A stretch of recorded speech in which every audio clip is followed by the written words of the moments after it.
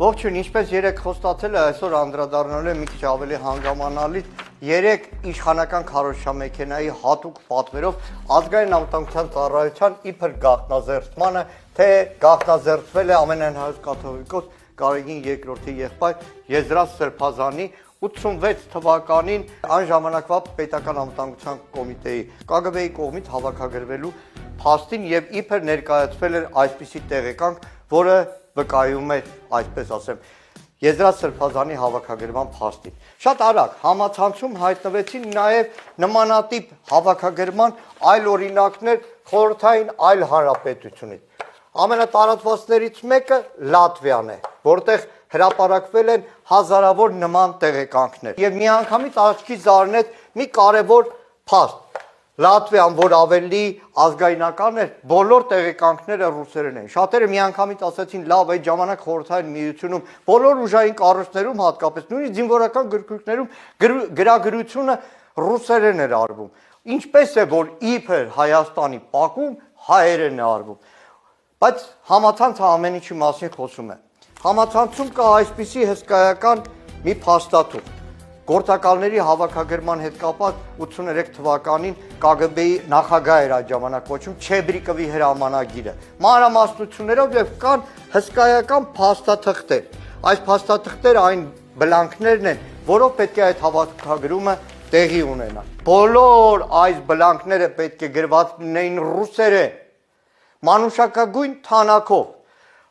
շատ պարզ ձեռագրով եւ անուն ազգանուն հայրանունները մեծատառով։ Ու հատկանշական էր, որ այդ հրամանագրում կա մի հավելված, որով կազմվել են հավաքագրման բոլոր այս թերթիկները։ Գրեթե ամբողջությամբ նույնն է։ Եվ թերևս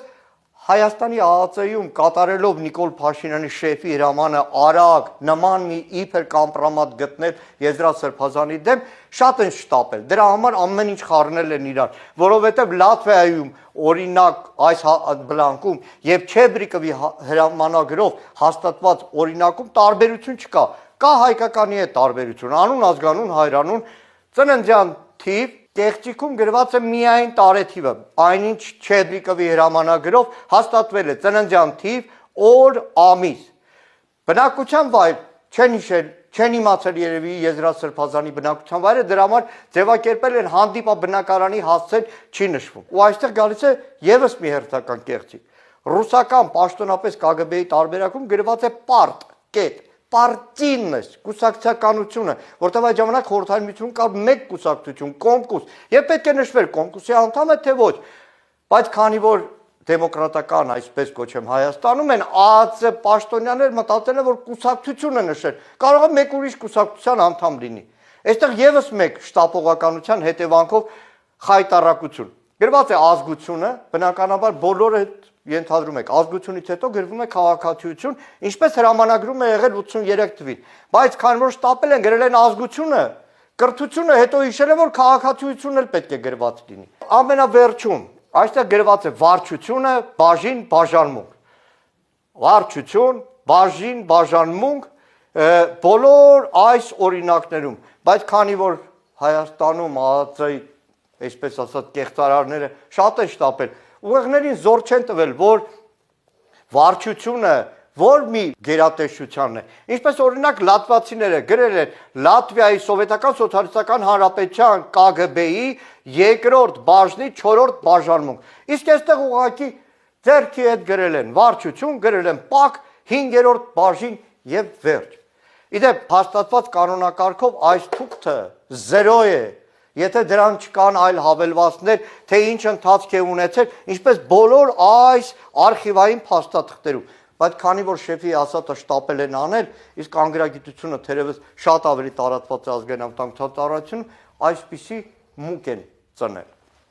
Գիտեք, որպես ազգային անվտանգության մարմինների վերահսկող խորհրդարանական հանձնաժողովի